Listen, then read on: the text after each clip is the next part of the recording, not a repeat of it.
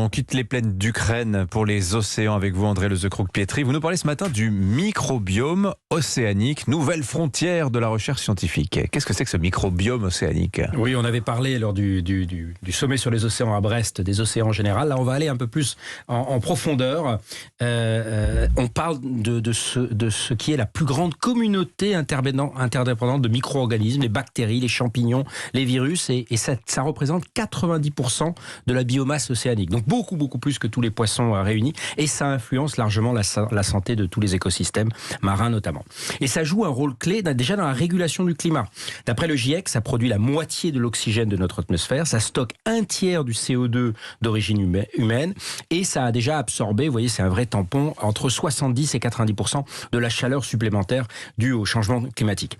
Et dans les environnements côtiers végétalisés, ça séquestre entre 2 à 4 fois plus de carbone, parfois 10 fois plus dans les fameuses mangroves que les forêts terrestres classiques, et ça sert également de tampon contre l'acidification des océans. Ah, c'est incroyable, c'est aussi important pour la santé humaine. Oui, car le microbiome océanique, c'est porteur d'une grande variété de processus biologiques, on appelle ça les voies métaboliques, qui sont susceptibles de générer des composés industriels, des bienfaits pour l'environnement et des médicaments. On l'a vu d'ailleurs avec les variants du Covid, dont tout le monde a maintenant pris conscience, c'est-à-dire les mutations, l'optimisation, si on peut dire, du virus, quand il se réplique. Si on voit ce qui s'est passé en 2 ans, sur le Covid, imaginez ce qui s'est passé depuis des millions d'années d'évolution. En termes de mutation, on en reparlera. Ouais.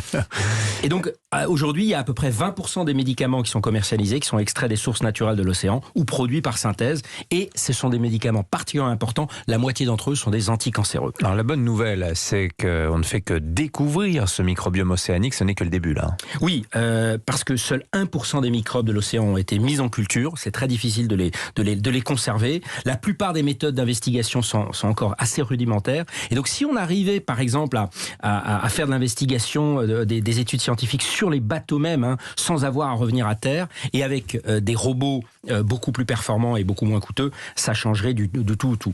C'est déjà, de toute façon, le microbiome marin, c'est un des segments de l'économie bleue, l'économie des océans, qui connaît la croissance la plus rapide.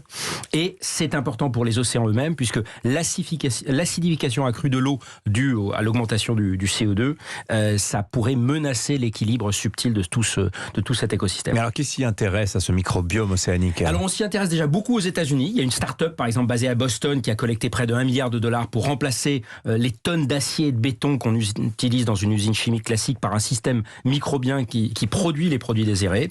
La biologie de synthèse, la génétique pourrait améliorer encore nos connaissances.